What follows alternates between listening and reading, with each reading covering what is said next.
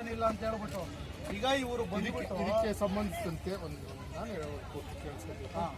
ಈಗ ನಿಮಗೆ ಇದು ಪರ್ಮಿಷನ್ ಕೊಟ್ಟಿಲ್ಲ ಮಾಡ್ಕೊಂಡಿರ್ತಾರೆ. ಹೌದು. ಇದಕ್ಕೆ ಸಂಬಂಧಿಸಿದಂತೆ ನೀನು ಆರ್ ಟಿ ಒ ಸರ್ ಒಂದು ನಿಮಿಷ ಮಧ್ಯ ಮಾತಾಡಿದ್ರೆ ಸ್ವಲ್ಪ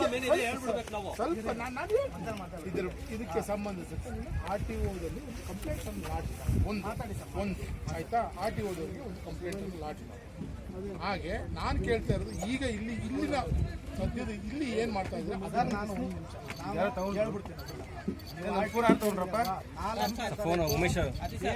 ಕಚೇರಿಗೆ 32 ಸಂಘಟನೆ ಖಾಸಗಿ ಒಕ್ಕೂಟದ ಮುಖ್ಯ ಹಾಕಿದ್ದು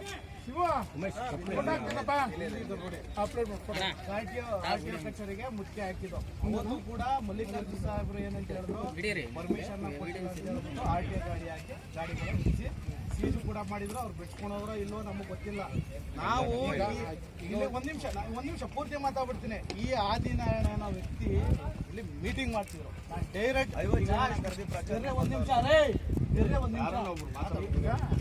ಅವ್ರು ಹೇಳ್ತೇನೆ ನೋಡಿ ಸರ್, ಯೂಟ್ಯೂಬಲ್ಲಿ ಒಂದ್ ನಿಮಿಷ ಕೇಳಿದ್ರೆ ಯೂಟ್ಯೂಬಲ್ಲಿ ಪ್ರತಿಯೊಂದನ್ನು ಕೂಡ ಈ ವ್ಯಕ್ತಿ ಪ್ರಚಾರ ಮಾಡ್ತಾರೆ. ಏನಂತ ನಮ್ಗೆ ಪರ್ಮಿಷನ್ ಸಿಗ್ತದೆ. ನಾನು ಇದೇ ವ್ಯಕ್ತಿನ ಕೇಳ್ತೀನಿ, ತೋರ್ಸ್ರಿ ಪರ್ಮಿಷನ್ ಕೇಳ್ತಾ ಇದ್ದೇನೆ. ನ್ಯಾಯ ರೀತಿಯಲ್ಲ ಕೇಳ್ತಾ ಇದ್ದೀನಿ. ನಾವೇನವ್ರು ಹೊಡೆದಿಲ್ಲ ಬಡ್ದಿಲ್ಲ ಕೇಳ್ತಾ ಇದೀವಿ. ಈಗ ನಾನು ಹೇಳ್ದ ಹೊಡೆದ್ರಿ ಅಂತ ಹೇಳ್ದ ಏನಪ್ಪ ನಾನು ಏನಪ್ಪ ಪ್ರಾಬ್ಲಮ್ ಅಂತ ಕೇಳ್ತಾ ಇದ್ದೀನಿ ಅಲ್ವಾ.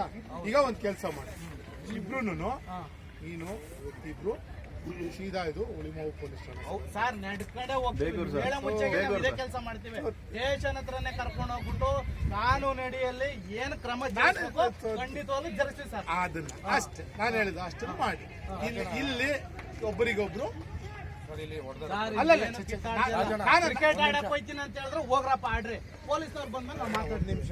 ನಾನು ಹೇಳಿದ್ದು ಈಗ ನಾನು ಹೇಳ್ತಿರೋದು ನನ್ನ ಕೆಲಸ ಏನು, ನನ್ನ ಕೆಲಸ ನನಗೆ ಕಾನೂನು ಸುವ್ಯವಸ್ಥೆ ತೊಂದರೆ ಆಗಬಾರ್ದು ಅನ್ನೋದು ನಾನು ಹೇಳ್ತೀನಿ ಅಲ್ವಾ. ಈಗ ನೀವು ಹೇಳಿದೆ ಹೌದು ಸರ್ ನಮ್ಗೆ ತೊಂದರೆ ಆಗೋದೇ ಇದ್ರೆ ಈಗ ನಾನು ಹೇಳ್ತಾ ಇದ್ದೀನಿ ನೋಡಪ್ಪ, ಇದು ಠಾಣಾ ಸರಹದ್ದು, ಇದು ಅವ್ರ ಮನೆ ಎಲ್ಲಿದೆಯೋ ಅಥವಾ ಏನಿದೆಯೋ ಗೊತ್ತಿಲ್ಲ. ಈಗ ನೀವು ಸದ್ಯಕ್ಕೆ ಇಲ್ಲಿ ಬಂದು ಇಲ್ಲಿ ಮಾತಾಡ್ತಾರೆ, ಅದರಿಂದ ಹೋಗಿ ಉಳಿಮಾವು ಪೊಲೀಸ್ ಠಾಣೆ. ಈಗ ಒಂದು ವಿಚಾರ ಹೇಳ್ತೀನಿ, ಸೋಷಿಯಲ್ ಮೀಡಿಯಾದಲ್ಲಿ ಮಾಧ್ಯಮಗಳಲ್ಲಿ ಒಂದು ಅಲಿಗೇಷನ್ ಕ್ರಿಯೇಟ್ ಮಾಡೋದು ಸರಿ. ಆಯ್ತು ಕಳಿಸಿ ನೋಡಿ, ನಾನು ಉಳಿಮಾವು ಕಳಿಸ್ಕೊಡ್ತೀನಿ.